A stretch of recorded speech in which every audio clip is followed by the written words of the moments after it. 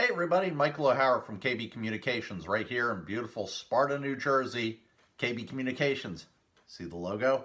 Anyhow, I just wanted to come to you again today, not with a technical discussion of how to work remotely from home when you're self-isolating or socially distancing, here during the coronavirus.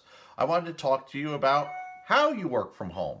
First tip, number one, set a schedule for work. Don't just work all the time. It will become really, really attractive to just keep working far into the night or early in the morning if you get up at 4:35 because you're a little anxious about what's going on in the day, you can't sleep, to start working.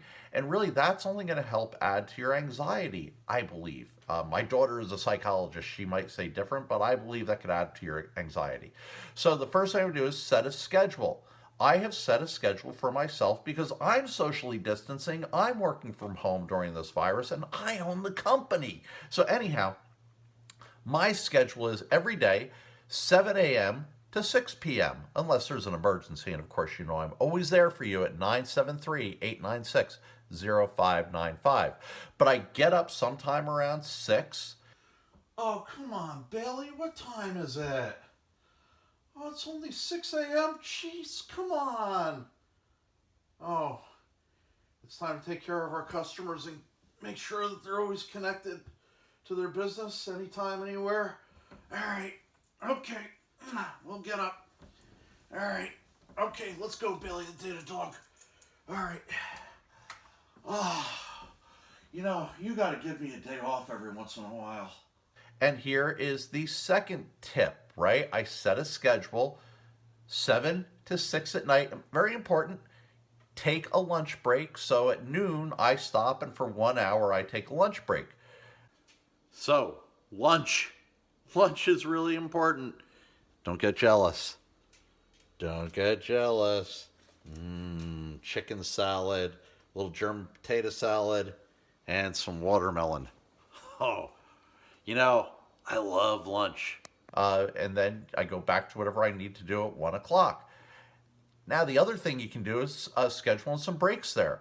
So you can schedule a little coffee break at 9 o'clock, 9 to 9:15. Maybe you take a coffee break, or 10 to 10:15. Maybe you take a coffee break. Hey, everybody. Michael O'Hara from KB Communications here, along with... Can we get him to say hello?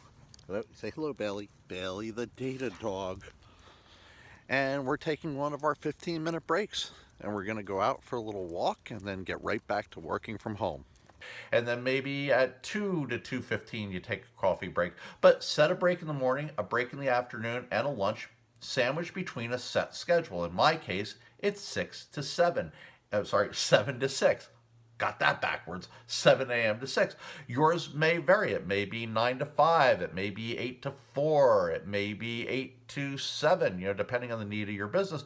But set a schedule and try to stick to it. That's going to set a structure for you. The second tip I have is shower. When my baby smiles at me, I go to Rio de Janeiro. It's a Miami. What? Hey. Bailey! Jeez, come on! What the hell? You gotta give me a little... I know that it's important to keep a set schedule and shower every day during the coronavirus. I know it's important to keep yourself motivated. Let me take my shower, please. Just a little privacy. Jeez. Shower every morning and get dressed. You want to make sure that you're showered.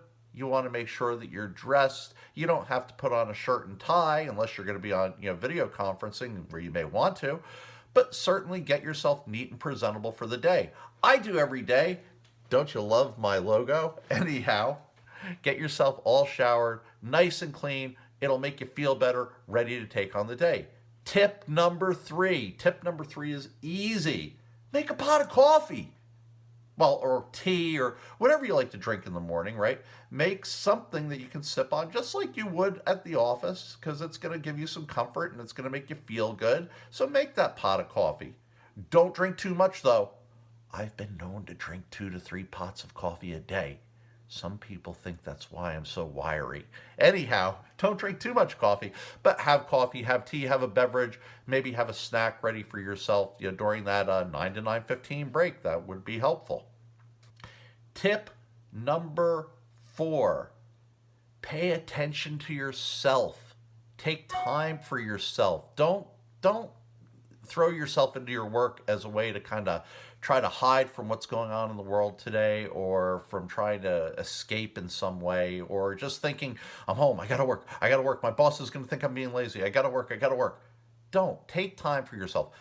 My schedule, 7 to 6. At 6 o'clock, I'm done. Belly the Data Dog and I are just hanging out. Tip number 5, it's going to be really attractive to just do nothing but scroll the internet and watch Fox or CNN.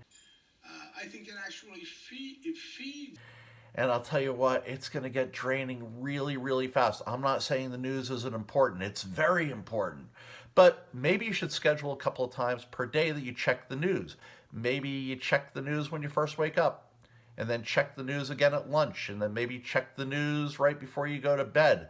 But don't just sit in front of the TV checking the news all day long. One, if you're working from home, that's not going to be productive for you at all. And two, the news is changing fast, but it's not changing so fast that something's going to happen that you're going to miss it, right? So limit your exposure.